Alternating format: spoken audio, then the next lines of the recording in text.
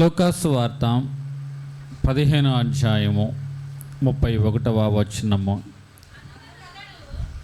అందుకు అతడు, కుమారుడా, నీవు ఎల్లప్పుడూ నాతో కూడా ఉన్నావు, నావన్నీయో నీవి. మనము సంతోషపడి ఆనందించుట యుక్తమిచ్చాలి. ఈ సౌండ్ తగ్గించు. పైది కట్టేసావా? బాక్స్ ఎదరు తగ్గించావా? ఓహో, అమరాలు.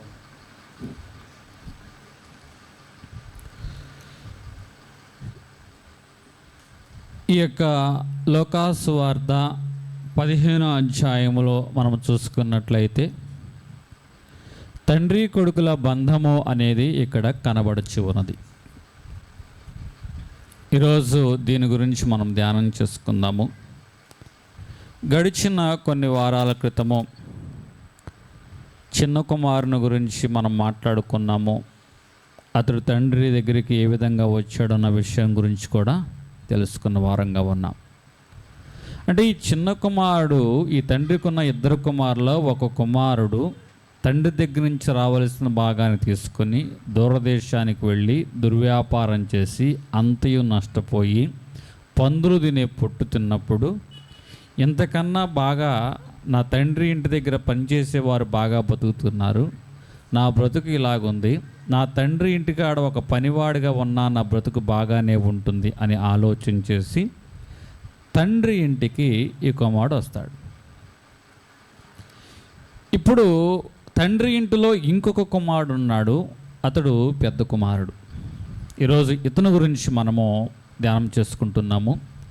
ఇతనిలోని మంచి లక్షణాలు 3 విషయాలు. మొదటిది 31వ వచనము, 31:15. నీవు ఎల్లప్పుడూ నాతో కూడా ఉన్నవాడవు. చాలు. చిన్ననాటి నుంచి, పుట్టిన నాటి నుంచి ఎట్ ప్రజెంట్ టిల్ డేట్ వరకు, ఇప్పటి వరకు తండ్రితో పాటు ఈ కుమారుడు ఉన్నాడు. ఎంత మంచి లక్షణమో చూడండి. 29వ వచనము. అందుకతడు తన తండ్రితో, ఇదిగో ఇన్ని ఏండ్ల నుండి నిన్ను సేవించుచున్నానే, నీ ఆజ్ఞను ఎన్నడూ మీరలేదే. చాలు, ఆగండి. 2వ మంచి లక్షణం, ఇన్ని సంవత్సరాలు బట్టి నేను నిన్ను సేవిస్తున్నా, నీ ఆజ్ఞను ఎన్నడూ మీరలేదు. 25వ వచనము. పొలములు, అప్పుడు అతన్ని పెద్ద కుమారుడు పొలములో ఉండెను. అంటే ఇతడు పని చేయుచున్నటువంటి అనుభవంలో ఉన్నాడు. ఇప్పుడు ఈ పెద్ద కుమారులోని 3 మంచి గుణలక్షణములు. మొదటి లక్షణం ఏమిటి అంటే ఎల్లప్పుడూ తండ్రితో ఉండే అనుభవము. 2వ లక్షణం ఏమిటి అంటే తండ్రిని సేవిస్తూ తండ్రి యొక్క ఆజ్ఞను మేరకుండా బ్రతుకుచున్నవాడిగా ఉన్నాడు. 3వ గుణలక్షణం ఏమిటి అంటే పొలములో పనిచేసే స్వభావం కలిగిన వాడిగా ఉన్నాడు. ఇప్పుడు ఈ కుమారుని మనతో పోల్చుకున్నాం. ఇప్పుడు తండ్రి అయిన దేవునితో మనకి ఉన్న సంబంధాన్ని ఒకసారి బెరజి వేసుకున్నాం. మనము కూడా ప్రభువుతో పాటు ఎల్లప్పుడూ ఉండేవారంగానే ఉంటున్నాము. ప్రభు యొక్క ఆజ్ఞల ప్రకారము నడిచేవారముగానే ఉంటున్నాము. ప్రభువు పరిచర్య చేసేవారంగానే మనము ఉంటున్న వారంగా ఉన్నాం. అయితే ఇన్ని మంచి గుణలక్షణాలు ఈ కుమారునిలో ఉన్న అతనిలో ఏమీ లేదు అంటే సంతోషం లేదు. నువ్వు ఏ రోజైనా నా స్నేహితులతో సంతోషించుటకు ఒక మేకపిల్లనైనా ఇచ్చితివా అంటే, ఇన్ని మంచి గుణలక్షణాలు ఈ కుమారునిలో ఉన్న ఇతనిలో ఏమీ లేదు అంటే సంతోషము అనేది లేదు.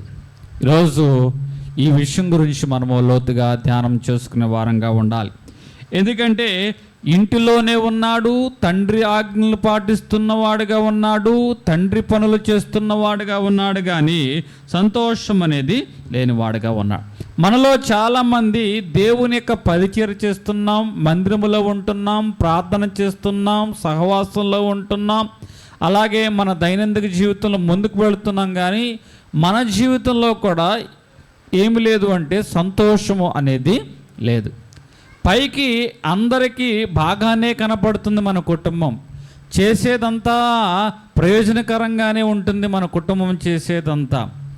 వీరు వర్ధిల్లుచున్నారే, వీరు ఆశీర్వదించబడుచున్నారే, వీరు ఎదుగుచున్నారే అని జనులైన వారు నీ గురించి మాట్లాడుకుంటూ ఉండవచ్చు. కానీ నీలో ఏమి లేదు అంటే సంతోషము అనేది లేదు. ఈరోజు ఈ యొక్క పెద్ద కుమారుని యొక్క జీవితాన్ని మనం చూసుకున్నట్లయితే ఎన్నో రోజులుగా తండ్రి పక్షంగా ఉన్నా, తండ్రి పని చేయుచున్నా, తండ్రిని సేవిస్తూ ఉన్నా అతనిలో ఏమి లేదు అంటే సంతోషము లేదు. బైబిల్ గ్రంథంలో అపోస్తలుడైన పౌలు గారు కనపడతారు. ఈయన చెరసాలలో బంధించబడిన వారుగా ఉన్నారు. కాళ్ళు చేతులు రెండూ కూడా బంధించబడ్డాయి. ఈయన మీదకి నింద, శ్రమ, ఉపద్రవము, నేరములు, అలాగే హింసలు, బంధకాలు, తిరుగుబాట్లు ఇవన్నీ కూడా పౌలు గారి మీదకి వచ్చాయి. ఇన్ని వచ్చినా కూడా పౌలు గారు పాటలు పాడి ప్రార్థన చేసి ప్రభువులో సంతోషించిన వాడుగా ఉన్నాడు. ఇన్ని ఉంటే పౌలు గారు సంతోషించుచూ ఉన్నవాడుగా ఉన్నాడు. మరి మన జీవితం ఎలాగుంది? మనకన్నీ దేవుడు కలగజేస్తూ ఉన్నా కూడా మన జీవితంలో మనకి ఏమి లేదు అంటే సంతోషము అనేది లేదు. ఈ పెద్ద కుమారుని యొక్క జీవితంలో కూడా ఏమి లేదు అంటే సంతోషము లేదు. ఎందుకు సంతోషం లేదు? ఇతని యొక్క జీవితంలో నెమ్మది లేదు, ఇతని యొక్క జీవితంలో తృప్తి అనేది లేదు. ఎవరి జీవితంలో నెమ్మది కానీ, ఎవరి జీవితంలో తృప్తి కానీ లేకుండా ఉంటుందో వారు ఎన్నటికీ దేనిని బట్టి, కలిగి ఉన్న దాన్ని దేన్ని బట్టి వారు సంతోషించలేని వారుగా ఉంటారు. ఈ పెద్ద కుమారుని యొక్క జీవితం దగ్గరగా వెళ్ళి చూసొద్దాం రండి. లోకాసు వార్త 15వ అధ్యాయము 30వ వచనము. అయితే నీ ఆస్తిని వేశ్యలతో తినివేసి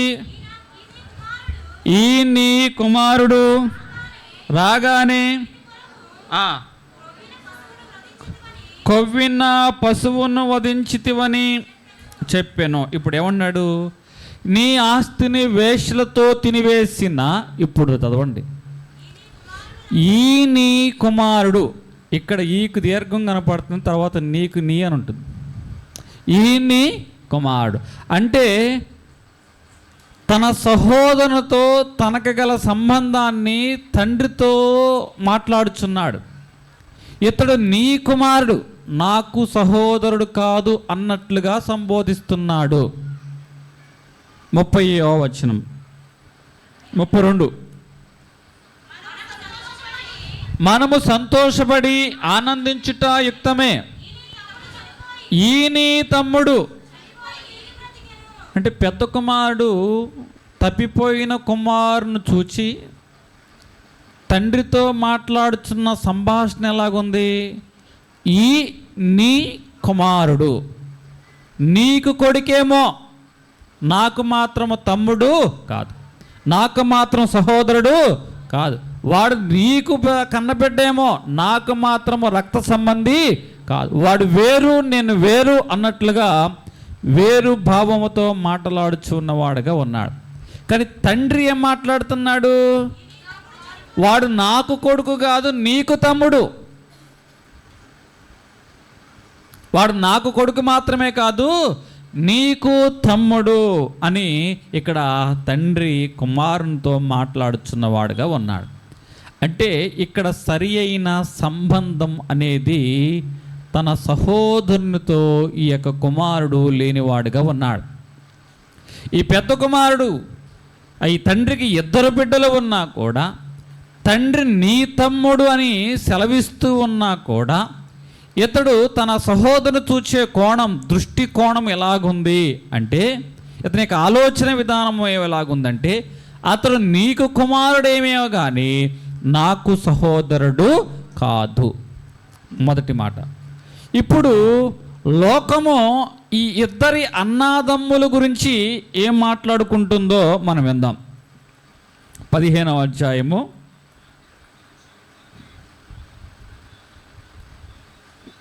26వ వచనము.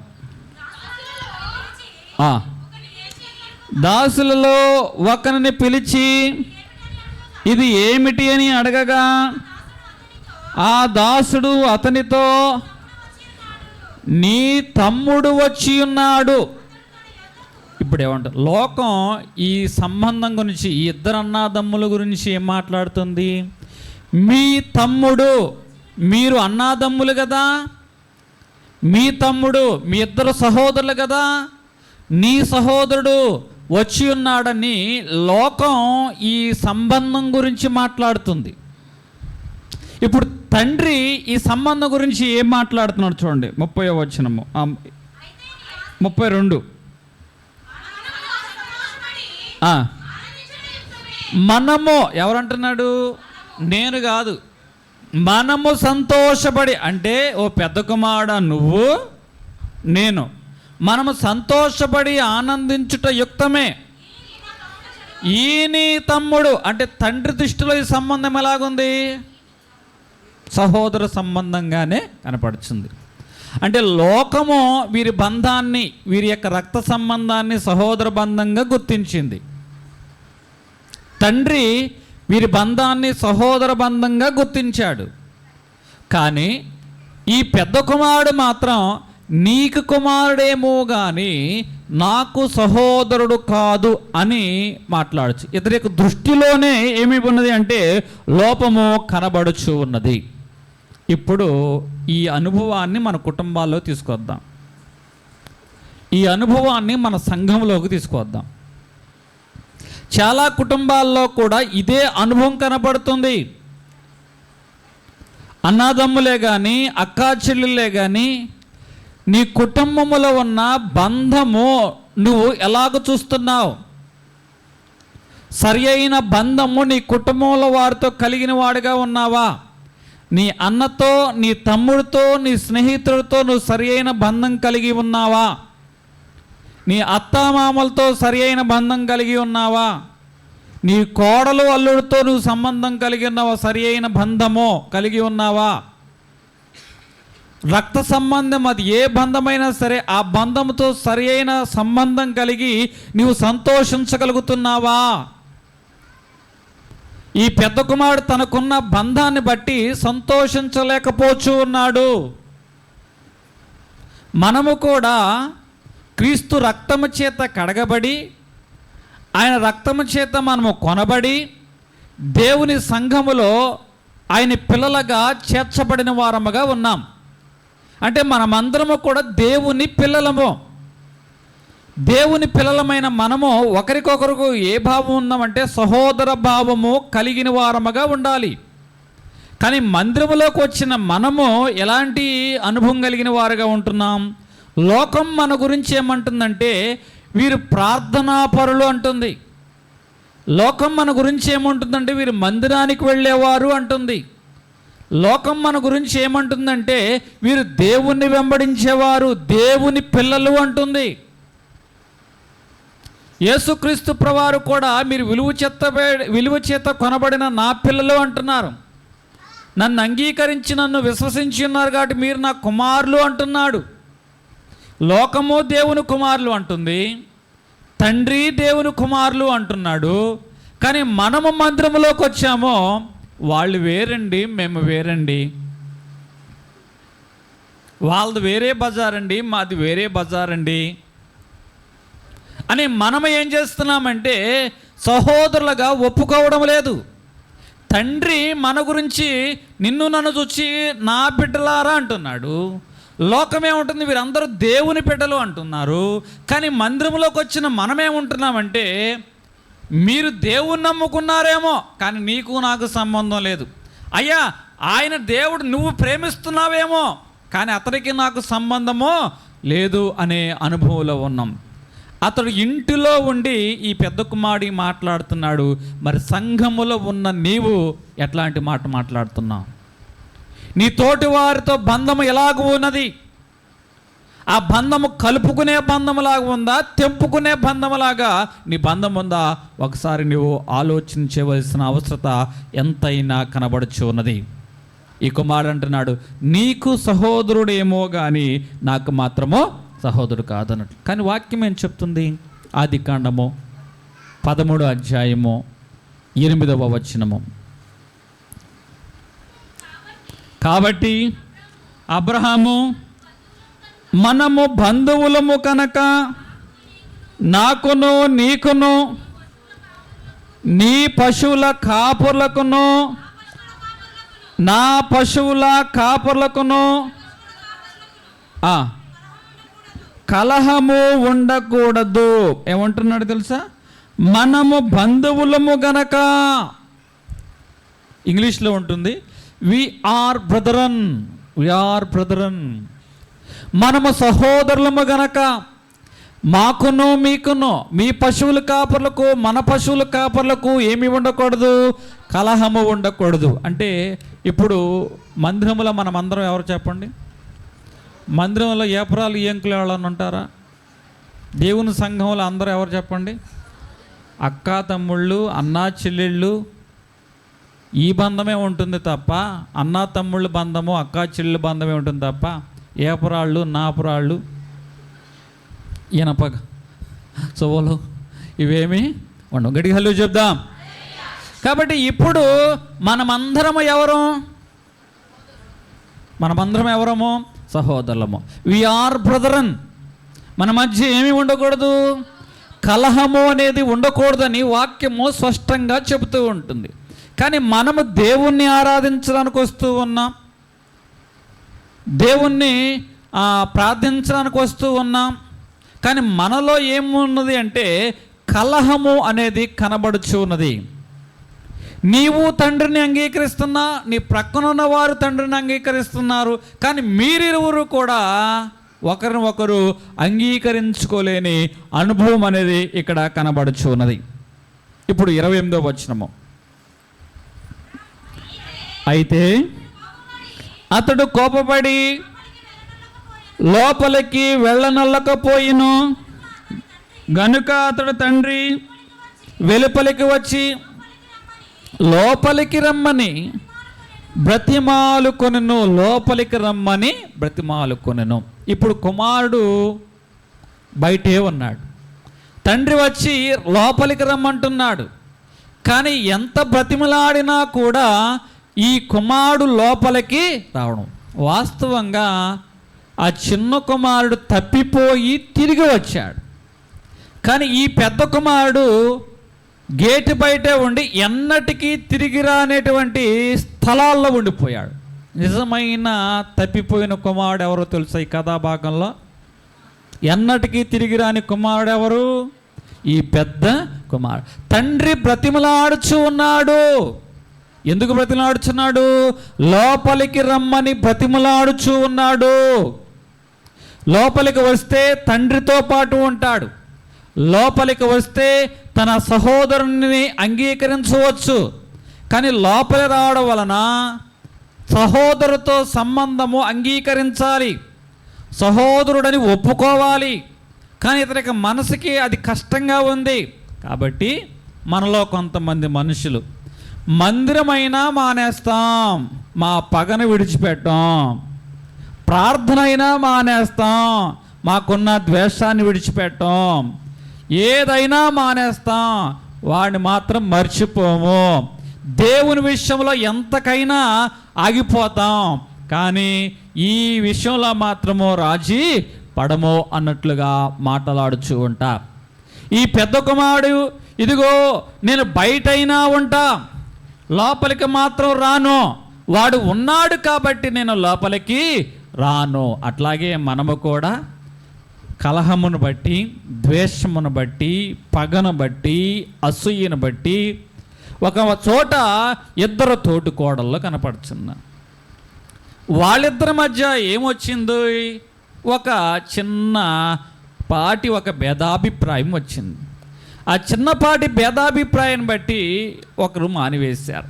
ఎందుకు మానివేశావంటే అది వస్తాయి నేను రాను, అది వస్తే నేను రా. అమ్మ, వారి గురించి కదా మనం మందిరం రావడం కాదు, దేవుని గురించి, మన రక్షణ మనం కాపాడుకోవడానికి, దేవుని యొక్క సన్నిధానంలో బలపడడానికి. అంటే అది ఉన్నంతకాలం రాను. అట్లా కాదు అంటే ఆమె ఇంకేమంటుందా, అసలు నేను గుడికే రాను, అసలు నేను గుడికే రా. అవసరమైతే గుడే మానేస్తుందట, దేవుణ్ణే మానేస్తుందట, కానీ ఆమె ఉంటే మాత్రం మందిరానికి రాను అని ఆమె భీష్మించుకుని కూర్చుంది. ఇక్కడ ఈ పెద్ద కుమారుడు కూడా నేను లోపలికి రాను, వాడు ఉన్నాడు కాబట్టి నేను లోపలికి రాను. అంటే వీరిద్దరి మధ్య ఏముంది అంటే సహోదరు మధ్య ఈ సహోదరుడు అతన్ని దూరంగా చూస్తున్నవాడుగా ఉన్నాడు. బైబిల్ గ్రంథంలో లోకాసు వార్త 10వ అధ్యాయము 38వ వచనము.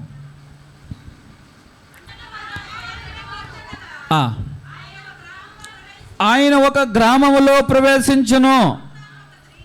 మార్తాను ఒక స్త్రీ ఆయనను తన ఇంట చేర్చుకును.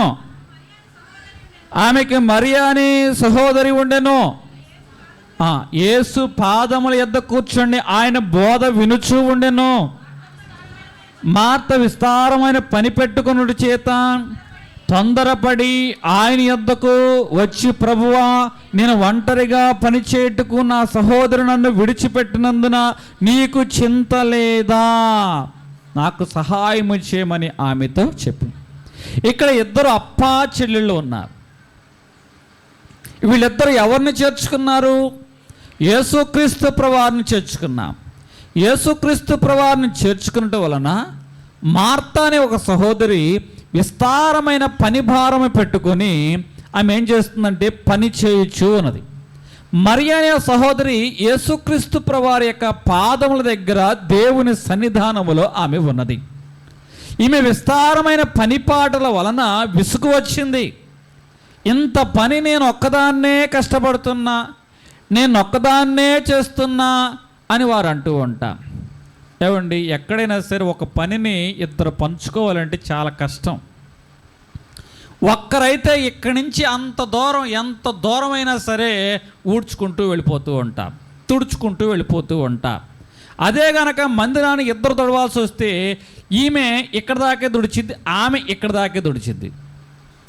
ఒకవేళ ఈమె తుడిచే విషయంలో ఒక అడుగు దూరం మధ్యలో ఆగిపోయింది అనుకోండి, ఈ అడుగుని ఏం కలపదు. నా పని ఈ ఎక్కడి వరకు, ఈ సగం వరకే, నీ సగం నీదే, నా సగం నాదే అనుకుంటూ వీళ్ళు ఏం చేస్తారు, ఆ మందిరాన్ని తుడుస్తూ ఉంటారు. ఈమె ఎప్పుడు కూడా ఆ అడుగు అట్లాగే విడిచిపెడుతుంది. అప్పుడప్పుడు మందిరంలో ఎలా ఉంటుందంటే మాస్కులుగా కనపడుద్ది. హల్లెలూయా, కొంచెం గట్టిగా చెప్పండి. అదేమిటి అంటే, నేను నాది ఇక్కడ దాకే వస్తుంది అన్నయ్య గారు, ఈమె నాది ఇక్కడ దాకా, నేను కొంచెం పొట్టిదాను కదా అన్నయ్య గారండి, ఎక్కువ దూరం వెళ్ళగదని చెయ్య, నా చెయ్య ఇక్కడ దాకే వస్తుంది అంటూ ఉంటా. అంటే ఒకటే అయితే మొత్తం కలుపుకుంటూ వెళ్ళేది. ఇద్దరు చేయడం వల్ల ఏమైందో తెలుసా, అక్కడ ఒక అడుగు దూరము కలుపుకోవడము మానిపోయారు. ఇక్కడ మార్త ఒకటే అయితే ఎంత పనైనా చేసేది. ఆమెకి చిరాకు ఉండేది కాదు, విసుగు ఉండేది కాదు, ఇంకాసేపు అయినా సరే ఆ పని పూర్తి చేసేది. కానీ నేను ఒక్కదాన్నే ఎందుకు చేయాలన్న భావన ఈమెలోకి వచ్చింది. నాతో పాటు ఆమె తింటలేదా, నాతో పాటు ఆమె వంటం లేదా అని ఈమె ఏం చేస్తుంది, ఆమె మీద వంతేసుకుని కూర్చుంది. ఈ వంతు అనే అనుభవము ఈ సహోదరుల మధ్య ఉన్నది, వంతు అనే అనుభవము ఈ అక్కా చెల్లెల మధ్య ఉన్నదేమో. అందుకే ఈమె ఏమవుతుంది, తొందరపడుచు ఉన్నది. ఏం పడుతుంది, తొందరపడి మనసులో కష్టం పెట్టుకుంది. ఎవరి మీద కష్టం పెట్టుకుందంటే మరియ మీద కష్టం పెట్టుకుంది.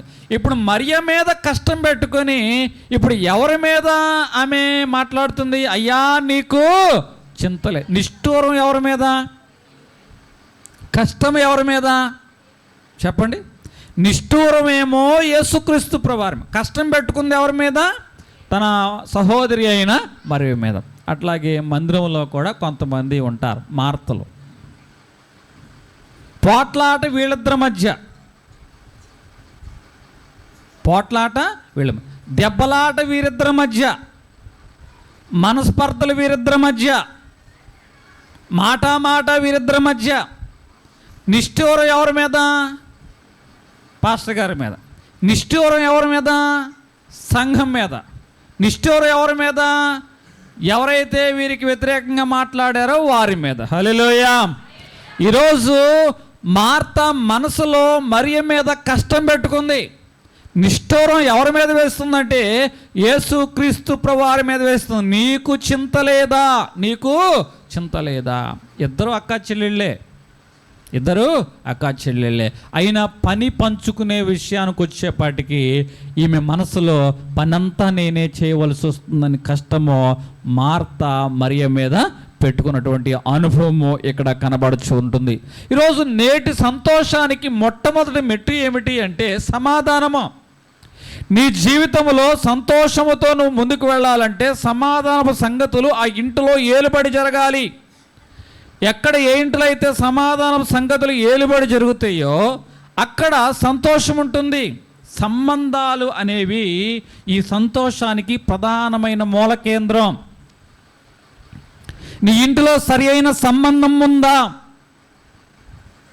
పెద్ద కుమారుడు తన సహోదరునితో సరి అయిన సంబంధం లేదు, తండ్రితో సరి అయిన సంబంధం లేదు, పనివారితో సరి అయిన సంబంధం లేదు.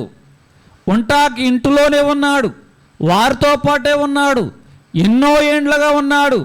సరి అయిన సంబంధము వారి మధ్య లేకపోవటం వలన ఈ కుమారులో ఏమి లేదు అంటే సంతోషము అనేది కనపడుచున్నలా.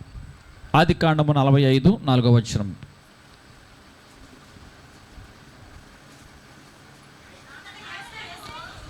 అంతటా యోసేపు నా దగ్గరికి రండని తన సహోదరులతో చెప్పినప్పుడు వారు అతని దగ్గరికి వచ్చిరి. ఇప్పుడు యోసేపు తన సహోదరులు, వాస్తవంగా యోసేపుకి వ్యతిరేకంగా సహోదరులు చాలా చేశారు.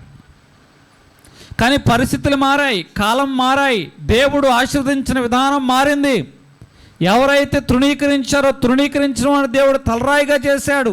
ఇప్పుడు యోసేపు దగ్గరికి అన్నలైన వారు అందరూ వచ్చారు. పరిస్థితులు మారాయి కానీ పరిస్థితులు అడ్వాంటేజ్గా యోసేపు తీసుకోలేదు.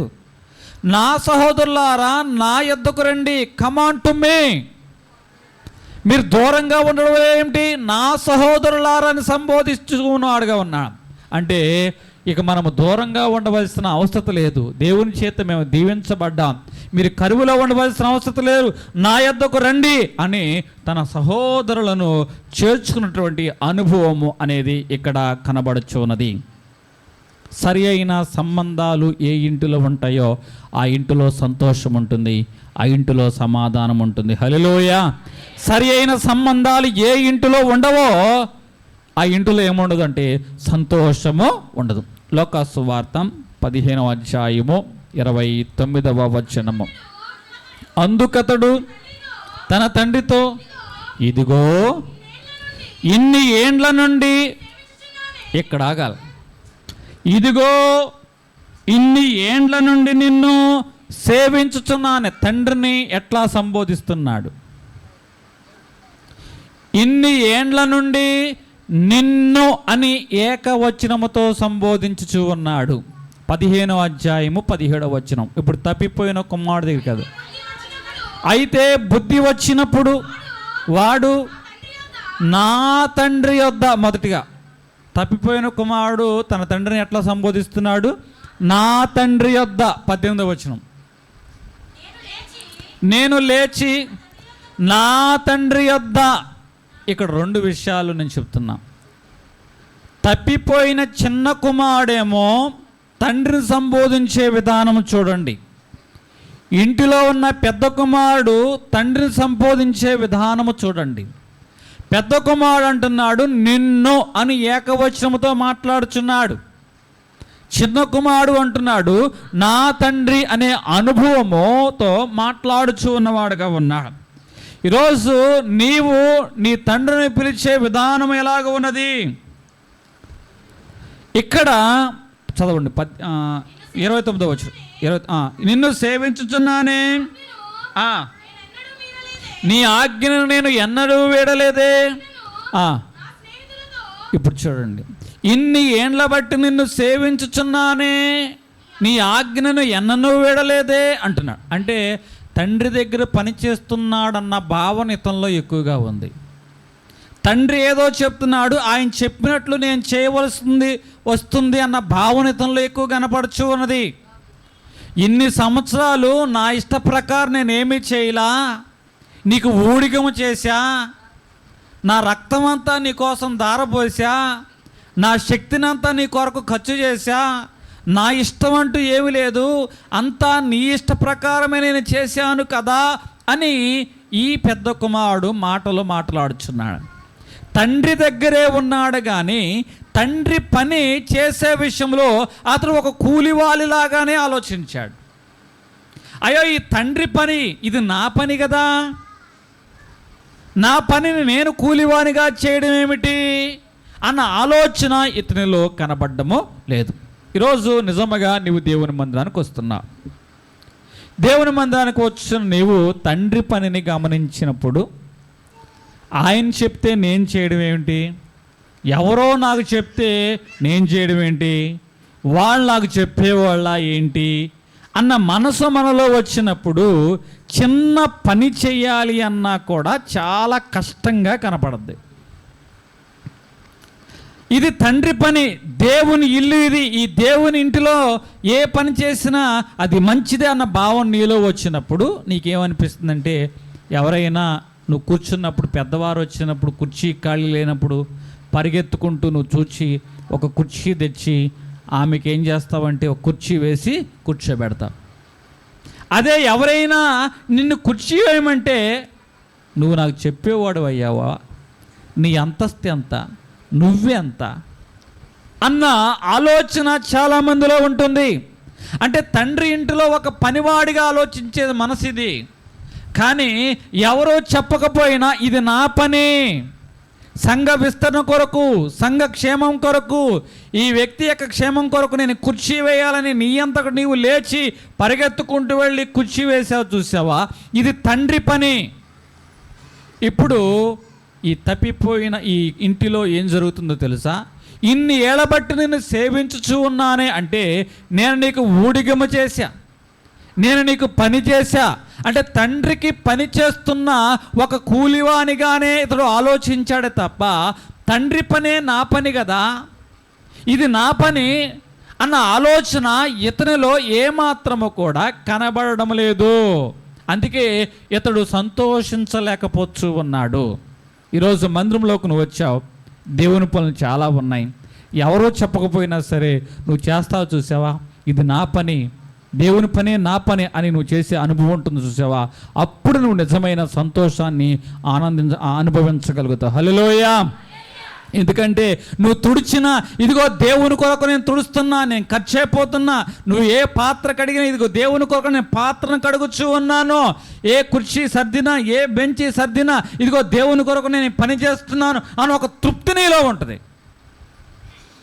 కానీ ఇది తండ్రి పనిగా నువ్వు భావించకపోతే, అమ్మో నాకు ఈ 2 గిన్నెలు అప్పు చెప్పాడు, ఎప్పుడైపోతాయే ఏంటో అన్న ఆలోచన నీలో వస్తూ ఉంటుంది. ఈరోజు దేవుని పని మనం ఇష్టంగా చేసినట్లయితే మనం సంతోషించేవారుగా ఉంటాం. కష్టంగా చేసినట్లయితే ఈ పెద్ద కుమారులాగా మనలో ఏముండదో తెలుసా, సంతోషం అనేది కనపడదు. ఇప్పుడు 15వ అధ్యాయం 29వ వచనం, అందుకు అతడు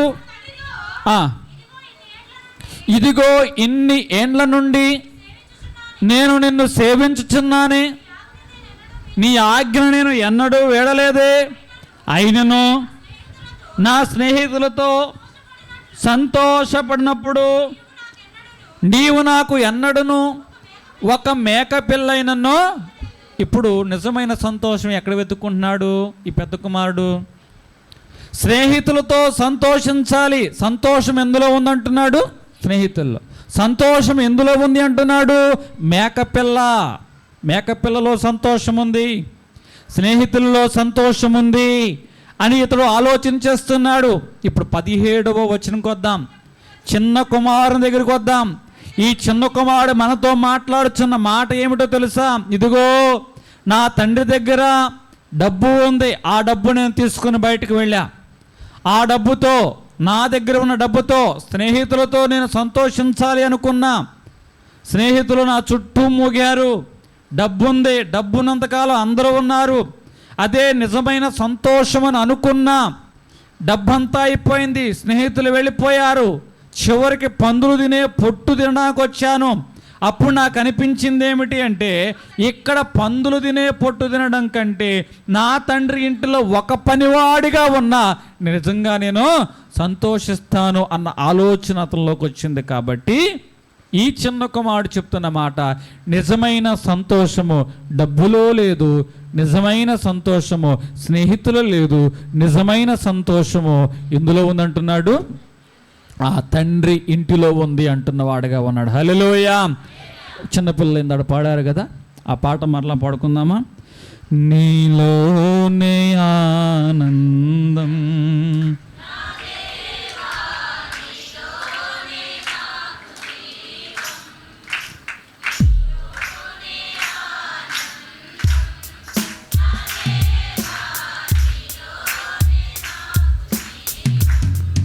నిన్న నేడు నిరంతరం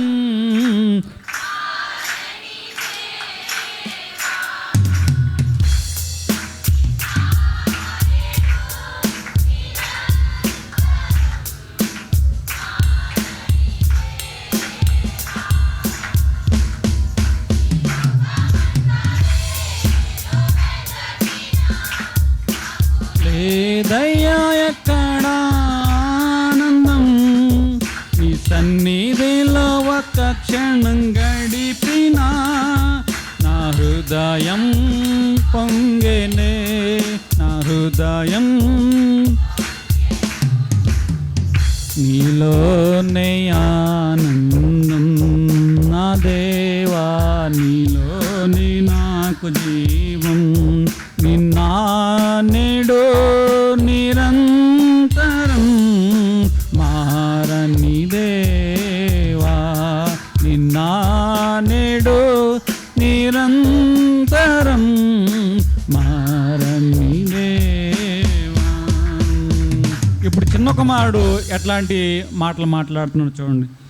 ఈ లోకం ఒక మాయని తెలుసుకున్నాను, ఏది నా సొంతం కాదనుకున్నాను, ఈ లోకం ఒక మాయని తెలుసుకున్నాను, ఏది నా సొంతం కాదనుకున్నాను, తప్పిపోయిన కుమారుని నేనైతే నా కొరకు నిరీక్షించే తండ్రి నా యేసు, తప్పిపోయిన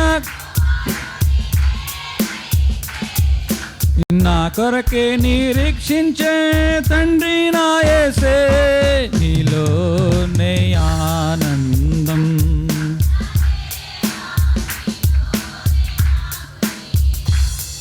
ఏ ప్రేమ నీ ప్రేమకు సాటి రాధయ్యా, నీవున్నా నీతో సరి ఏది కాదయ్యా, ఏ ప్రేమ నీతో సాటి రాధయ్యా,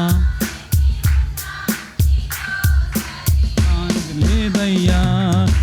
నన్ను మరువని ప్రేమ నీదయ్యా, నన్ను మార్చుకున్న ప్రేమ నీదే యేసయ్యా, నన్ను మరువని ప్రేమ నీదయ్యా, నన్ను మార్చుకున్న ప్రేమ నీదే యేసయ్యా, నీలోనే ఆనందం, నీలోనే నాకు జీవం. హల్లెలూయా. నిజమైన ఆనందము ఈ చిన్న కుమారుడు డబ్బులో ఉందంటున్నాడా, మేక పిల్లలో ఉందంటున్నాడా, దేవుని సన్నిధానంలో ఉంటున్నాడా? చెప్పాలి. దేవుని సన్నిధానంలోనే నిజమైన ఆనందం ఉన్నది. కీర్తనల గ్రంథము 16వ అధ్యాయము 11వ వచనములో మనం చూసుకున్నట్లయితే, జీవ మార్గమును నీవు నాకు తెలియజేసేదువు, నీ సన్నిధానములో సంపూర్ణ సంతోషము. దేవుని సన్నిధానములో ఏముందంటున్నాడండి? సంపూర్ణమైన సంతోషము కలదంటున్నాడు. ఇక్కడ ఒక దెయ్యం పట్టిన వాడు ఉన్నాడు. వాడు తన్ను తాను గాయపరుచుకుంటున్న వాడుగా ఉన్నాడు, ఇతరులను గాయపరిచేవాడుగా ఉంటాడు. అతడు చీకటిలో సమాజంలో నివాసం చేస్తున్నవాడుగా ఉన్నాడు.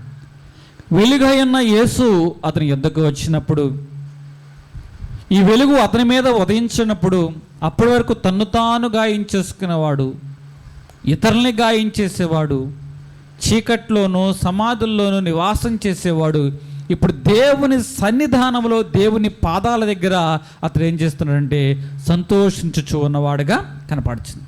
అప్పటి వరకు తన్ను తాను గాయపరుచుకొని దుఃఖపరచు బాధపడుచు ఉన్నవాడుగా ఉన్నాడు, ఇతరులను గాయపరిచేవాడుగా ఉన్నాడు. కానీ ఎప్పుడైతే దేవుని యొక్క వెలుగు అతన్ని తాకిందో, దేవుని సన్నిధానంలో ఆ లోకాసు వార్త 8వ అధ్యాయం 35వ వచనంలో కనపడుతుంది. అంటే దేవుని పాదముల దగ్గర అతడు కనపడుచున్నాడు. హబక్కు రాసిన గ్రంథము 3వ అధ్యాయము 17వ వచనం మనం చూసుకున్నట్లయితే ఇక్కడ హబక్కు అంటున్నాడు, అయ్యా నాకు అంజూరపు చెట్లు ఉన్నాయి, ద్రాక్ష చెట్లు ఉన్నాయి, పశువులు ఉన్నాయి, మేకలు ఉన్నాయి, పంట పొలాలు ఉన్నాయి, ఇందులో పైరు కానీ పంట కానీ ఏది ఉన్నా లేకపోయినా నేను నా ప్రభువు అయిన రక్షణకర్త అయిన దేవుని యందు నేను ఆనందించేదను అంటే నిజమైన సంతోషము పెద్ద కుమారుడు ఎందులో ఉందంటున్నాడు. నీవు నాకు ఒక మేక పిల్లనైనను నా స్నేహితులతో సంతోషించడానికి ఇవ్వలేదే. అంటే నిజమైన సంతోషము స్నేహితుల్లోనూ మేకపిల్లలోనూ ఉందని ఇతడు ఆలోచన చేస్తాడు. కానీ తప్పిపోయిన కుమారుడు అంటున్నాడు, డబ్బులోనూ స్నేహితుల్లోనూ నిజమైన సంతోషం లేదు, కానీ తండ్రి దగ్గరే నిజమైన సంతోషం. హబక్కు అంటున్నాడు, ఏది ఉన్నా లేకపోయినా రక్షణకర్త అయిన దేవుని యందు నేను సంతోషిస్తాను, ఆనందిస్తాను అంటున్నవాడుగా ఉన్నాడు. నిజమైన సంతోషం మనం అందరం కూడా డబ్బును వెతుకుచూ ఉన్నవారుగా ఉన్నాం, అదేవిధంగా పేరు ప్రఖ్యాతులు వెతుకుచున్నవారుగా ఉన్నాం, ఆస్తిపాస్తులు వెతుకుచున్నవారుగా ఉన్నాం. ఇందులో సంతోషం ఉంటుందేమో అని మనం పరిగెడుచు ఉన్నాం. కానీ ఎప్పుడైతే నువ్వు దేవుని పాదాల దగ్గరికి రాగలుగుతావో, నీకెన్ని ఉన్నా దేవుని పాదాల దగ్గరికి వచ్చినప్పుడు మాత్రమే నిజమైన సంతోషం నువ్వు పొందగలుగుతావు. హల్లెలూయా, హల్లెలూయా. ఇప్పుడు ఇంకొంచెం లోతుగా వెళదాం. 15వ అధ్యాయం 31వ వచనము. కుమారుడా, నీవు ఎల్లప్పుడూ నాతో కూడా ఉన్నావు, నావన్నీ నీవే, సంతోషపడి ఆనందించుట యుక్తమే. నువ్వు ఎల్లప్పుడూ నాతో పాటు ఉన్నావు కదా, నావన్నీ నీవే. ఇక్కడ పెద్ద కుమారుడు ఏమన్నాడు, నాకు ఒక్క మేకపిల్లనైనా ఇవ్వలేదే అంటున్నాడు. కానీ తండ్రి దానికి సమాధానంగా ఏమన్నాడు, ఎల్లప్పుడూ నాతో పాటే ఉన్నావు కదా, నావన్నీ. నిజముగా మనం తండ్రి సమృద్ధితో, సంపదతో, వనరులతో ఎంత సంబంధం కలిగిన వారంగా ఉన్నాం. ఈరోజు దేవుని దగ్గరికి వచ్చాం. కొంతమంది పాడతారు, దిక్కులేని వాడన్నావు ప్రభు అని. అంటే నిజంగా అతను ఎవరితో సంబంధం లేడని? దేవునితో సంబంధమో లేడు. దేవునితో సంబంధం ఉన్నవాడు, అయ్యా గాఢాంధకార జిగటగల దొంగ ఊబిలో ఉన్నా నీవు నన్ను రక్షిస్తా, నా చుట్టూ వలవడ్డి ఉన్నారు, ఉరుబరి ఉన్నారు, అయినా వారి చేతులు పడకుండా నీవు నన్ను రక్షిస్తావు. నిజంగా నువ్వు నీ తండ్రి యొక్క సంపదతోనూ సమృద్ధితోనూ వనరులతోనూ సంబంధం కలిగి ఉన్నట్లయితే నువ్వు అడుగుతావు. యాకోబు రాసిన పత్రిక 1వ అధ్యాయం 5వ వచనంలో ఉంటుంది, మీలో ఎవరికైనా జ్ఞానము కొదువుగా ఉన్నవా, అతడు దేవునిని అడగవలను, అప్పుడు అది అతనికి అనుగ్రహించబడును. ఆయన ఎవరిని గద్దింపగా అందరికీ ధారాళముగా దయచేయును. అంటే జ్ఞానం ఆయన ధారాళముగా దయచేస్తాడు. నువ్వు అడిగితే ఆయన సమృద్ధితో, ఆయన సంపదతో, ఆయన వనరులతో నువ్వు సంబంధం కలిగి ఆయన అడిగితే ఆయన మనకేం చేస్తాడటండి, ధారాళముగా. ఫిలిప్పీ రాసిన పత్రిక 4వ అధ్యాయంలో ఒక చోట కనబడుచు ఉంటుంది, ఆయన మన తన ఐశ్వర్యము చొప్పున మన ప్రత్యేక కాగా దేవుడు తన ఐశ్వర్యము చొప్పున క్రీస్తు యేసునందు మహిమలో మీ ప్రతి అవసరమును తీర్చు. అంటే దేవుడు తనకున్న ఐశ్వర్యం చొప్పున దేవుని యొక్క మహిమలో మన యొక్క ప్రతి ఒక్క అవసరమును ఆయన తీర్చాడు. మరి ఆ అవసరం మనం తీర్చబడాలంటే మనం ఎవరితో సంబంధం కలిగి ఉండాలి? దేవునితో. దేవుని యొక్క సంపదతో కానీ, సమృద్ధితో కానీ, వనరులతో కానీ నువ్వు సంబంధం కలిగి ఉన్నట్లయితే ఒక్క మేకపిల్లని అడుగుతావా? తండ్రి ఏమన్నాడు, నావన్నీ నీవే, నావన్నీ అంటే ఇతడు తండ్రి సంపదతో సంబంధం లేనట్లుగా ఉన్నాడు. అందుకే ఒక్క మేకపిల్ల గురించి ఆలోచన. కానీ తండ్రి ఏమన్నా నావన్నీ నీవే, నావన్నీ నీవే. ఈరోజు సరి అయిన సంబంధాలు అనేవి మనము కొనసాగించకపోతే మన జీవితంలో ఏముండదో తెలుసా? సంతోషం అనేది ఉండదు. సంతోషానికి తొలిమెట్టు ఏమిటంటే సరి అయిన సంబంధాలు కొనసాగించడమే. ఎవరి జీవితంలో అయితే సరి అయిన సంబంధాలు కొనసాగించగలుగుతారో వారు సంతోషంలో కొనసాగేవారుగా ఉంటారు. ఈరోజు నువ్వు దేవునితో సరి అయిన సంబంధం కొనసాగించగలిగితే ఆ దేవుని సన్నిధానంలో నిజమైన సంతోషము నువ్వు కలిగి ఉంటాం. ప్రభు సన్నిధిలో ఆనందమే సంతోషమే అని ఒక చరణం ఉంటుంది. ఈరోజు ఆ సన్నిధానంలో నిజమైన సంతోషం నువ్వు పొందుకుందువుగాక. నిజముగా నీవు నీ సహోదరుని ప్రేమించినంత కాలము, నువ్వు సహోదరుని ప్రేమించినంత కాలం నీ జీవితంలో ఏముండదు? సంతోషం. నిజముగా నీకున్న బంధము, ఆ బంధానికి విలువ ఇవ్వనంత కాలము ఇదిగో నిన్ను అని సంబోధిస్తున్నాడు. తండ్రి ఏమో నా కుమారుడు అని సంబోధిస్తున్నాడు. ఏ ఇంటిలో అయితే సరి అయిన సంభాషణలు, బంధాలు విలువ లేకోకుండా సాగే సంబంధాలు ఉంటాయో, సంభాషణలు ఉంటాయో, ఆ ఇంటిలో సంతోషం అనేది ఉండదు. తండ్రిని మనల్ని కుమారుడా అని ప్రేమగా పిలుస్తున్నాడు. ఈ తప్పిపోయిన కుమారుడు తండ్రి విలువ తెలుసుకున్నాడు, తండ్రి అని ప్రేమతో పిలుస్తున్నాడు. ఇంటిలోనే ఉన్నాడు, తండ్రి విలువ తెలియకోకుండా నిన్ను అని మాట్లాడుతున్నాడు, ఏకవచనంతో మాట్లాడుతున్నాడు. నిజముగా తండ్రిని గుర్తిరిగినప్పుడు మాత్రమే ఆ తండ్రిలోని సంపూర్ణమైన సంతోషము మనం పొందుకునే వారంగా ఉంటాం. అటువంటి ధన్యత కుడి వచ్చే మన నెలకి దయచేయును గాక. దేవుడి కొద్ది మాటలు దేవుడు దీవించును గాక.